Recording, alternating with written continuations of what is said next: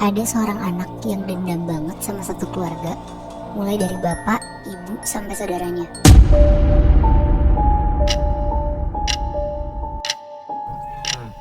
Perempuan yang punya dendam ini kita sebut aja namanya Bu Putri. Jadi kejadian kali ini tuh terjadinya di Banten. Cuma gue gak bisa nyebutin persisnya di mana karena katanya tuh gak boleh disebutin. Ada dua suami istri yang punya dendam pribadi ke orang tuanya sendiri. Si suami kita sebut aja namanya Pak Syarif dan istrinya Bu Putri. Bu Putri ini anak tunggal dan udah umur 40 tahun. Tapi selama Bu Putri hidup sampai akhirnya dia menikah, orang tua Bu Putri ini tuh ngangkat satu anak laki-laki namanya Adi. Adi ini tuh usianya lebih tua dari Bu Putri. Dan kenapa orang tuanya ngangkat Adi jadi anak? Karena orang tuanya ini tuh dari dulu pengen banget punya anak laki-laki di keluarganya. Berarti ngangkat anaknya tapi setelah si Bu Putri lahir kan? Iya Bi, nah tujuan Adi diangkat tuh biar si Adi tuh bisa nerusin bisnis keluarganya. Tapi ya dari kecil Bu Putri tuh selalu ngerasa jadi anak yang kayak gak diinginkan gitu loh. Karena tiba-tiba orang tuanya tuh ngangkat si Adi ini kan pas dia umur 12 tahun. Oh, jadi sirik gitu. Iya, dan kelihatan banget gitu loh beda cara nge-treatnya. Oke. Nah singkat cerita, kedua orang tuanya tuh meninggal pas Bu Putri mau menikah, yaitu pas umur 30 tahun. Oke. Dan yang bikin kagetnya lagi, ternyata semua harta warisan orang tua Bu Putri itu tuh cuma buat Adi sama keluarganya Adi. Wow. Yaitu istri dan satu anaknya. Pas Bu Putri tahu tentang warisan itu, Bu Putri tuh makin murka banget lah sama si Adi ini. Dan yang ngasih tahu itu tuh bahkan bukan dari Adinya, tapi dari pengacara keluarga mereka. Cuma ya kalau dari sisi Adinya, bukan yang gak enak dan berusaha buat ngebagi buat Bu Putri, tapi dia tuh malah milih diem aja sekeluarga. Adi juga dari abis terima warisan itu tuh dia langsung pindah dari rumah orang tua Putri, dia langsung ke Jakarta. Karena alasannya tuh anaknya mau disekolahin di Jakarta. Akhirnya setelah Bu Putri menikah sama Pak Syarif, dibuka semualah cerita Bu Putri dari kecil sampai akhirnya cerita tentang Adi juga ke Pak Syarif tuh dia cerita. Dan semenjak Adi pindah ke Jakarta, Bu Putri tuh makin kesel mau Ibi sama mereka. Pak Syarif pun yang tadinya berusaha buat netral, jadi kebawa kesel banget karena yang gak adil banget gitu loh rasanya. Kayak lo anak kandung, tapi yang dapat semua warisannya bukan lo tapi malah anak angkat orang tua lo. Akhirnya karena Bu Putri cerita terus ke Pak Syarif tentang Adi, Pak Syarif tuh nyaranin Bu Putri untuk datang ke rumah temennya. Temannya Pak Syarif ini tuh terkenal bisa ngegoda-goda orang kayak semacam dukun gitu kali ya. Datanglah mereka ke rumahnya, namanya kita sebut aja Ki Guntur. Mereka ceritain nih kejadian yang sebenarnya ke Ki Guntur.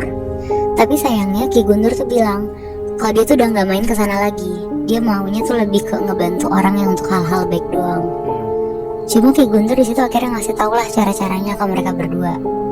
Tapi dengan syarat dia tuh gak mau bantu sama sekali, tapi cuma kayak ngasih tahu doang aja caranya.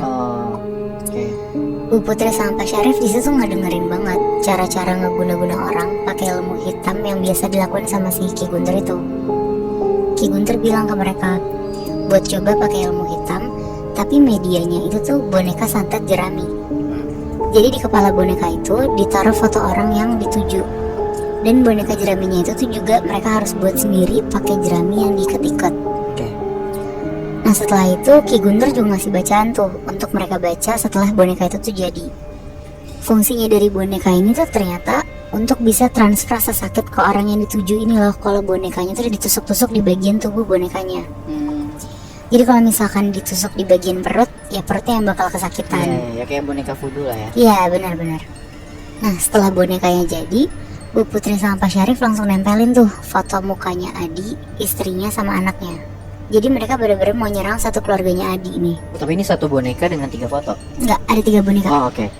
Karena mereka berdua tuh akhirnya jadi sedendam itu kan sama keluarganya si Adi. Jadi mereka tuh disitu nggak mikir jernih lah untuk mikirin dampaknya bakal sejauh apa. Hari pertama mereka nyoba boneka untuk Adi dulu nih. Karena mereka baru pertama kali nyoba, mereka nusuk di bagian perutnya Adi sambil ngebaca-bacain mantra yang dikasih Ki Guntur. Awal ditusuk pelan-pelan sambil Bu Putri tuh mikirin semua kekesalan dia sama Adi. Sampai akhirnya Bu Putri tuh kebawa suasana, dia nusuk bonekanya itu tuh dalam banget sama kenceng banget. Tapi karena mereka juga gak bisa lihat langsung hasilnya, akhirnya mereka gak lama selesai. Pas gak lama, sekitar setengah jam kemudian, tiba-tiba tuh ada telepon masuk. Diangkatlah sama Bu Putri. Pas diangkat Bu Putri, ternyata itu tuh istrinya Adi. lagi teriak-teriak histeris sambil ngasih tahu kalau Adi ini lagi muntah darah dan bener-bener banyak banget. Wah anjir. Langsung works gitu ya. Iya. Dengar itu tuh Bu Putri ngangkat telepon sambil senyum-senyum gitu loh, Moibi. Soalnya dia tuh di situ ngerasa berhasil kan ritualnya dia barusan. Iya. Nah tapi Bu Putri tuh dengerin itu juga sambil sosok acting panik gitu. Bahkan si Bu Putri itu juga nawarin buat tinggal di rumahnya Bu Putri dulu aja, biar bisa ngerawat bareng-bareng. Nah karena keluarganya Adi ini di Jakarta sendirian doang, jadi mereka tuh langsung setuju di situ. Karena istrinya Adi tuh juga bingung mau gimana kan. Mereka tuh baru pindah ke Jakarta juga dan belum kenal siapa-siapa lah ibaratnya. Di malam itu akhirnya istrinya Adi tuh langsung mutusin buat langsung nyetir ke Banten bertiga sama anaknya. Di situ Bu Putri sama Syarif tuh seneng banget Moibi sama kepindahan mereka dari Jakarta ke Banten lagi. Karena ya mereka bisa ngeliat secara langsung juga kan prosesnya kena atau enggak nih sama ritual ini. Terus sesampainya si Adi sekeluarga di rumah Bu Putri, langsung disuruh istirahat tuh sama Bu Putri sekeluarga, dikasih obat, air anget, gitu-gitu. Sampai besokannya, Adi dan keluarganya dia tuh di rumah aja. Dan malamnya, Bu Putri sama Pak Syarif tuh langsung nyoba ngejalanin lagi tuh di dalam kamarnya Bu Putri. Kali ini mereka tuh mau coba nusuk-nusuk boneka anaknya. Ditusuk lah yang kenceng banget di bagian paha anaknya. Pas Bu Putri sama Pak Syarif nusuk berdua dengan kenceng banget, langsung tuh ada suara teriakan kenceng banget dari kamar sebelah. Suara anaknya tuh ngerintih kesakitan dan pahanya tuh kayak penyok masuk ke dalam gitu Moibi. Aduh, serem banget. Terus akhirnya Bu Putri sama Pak Syarif langsung ngecek lah. Langsung lah mereka langsung acting lagi, pura-pura ketakutan. Terus gak lama, karena udah balik lagi pahanya udah gak sakit, jadi mereka balik lagi lah ke kamarnya masing-masing. Tapi karena Bu Putri sama Pak Syarif males kalau kelamaan, mereka akhirnya bener-bener langsung nusuk semua bonekanya. Boneka Adi, istrinya, sama anaknya juga.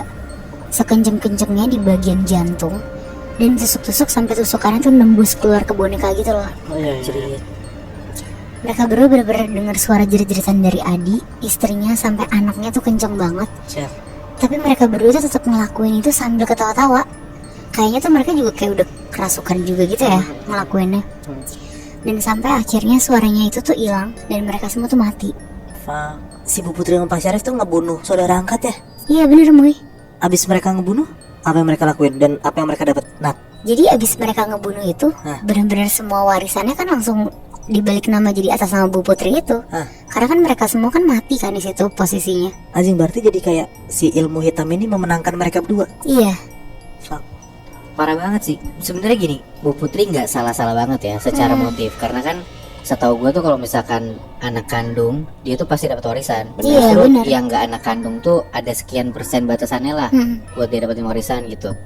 Dan bahkan dari orang tuanya juga udah agak-agak ngeselin sih. Iya. Karena pengen dapet anak cowok, terus pengen nerusin usahanya, akhirnya ngangkat anak gitu kan. Gak percaya sama anak sendiri lah, dalam tanda kutip. Iya, Gak percaya sama anak cewek.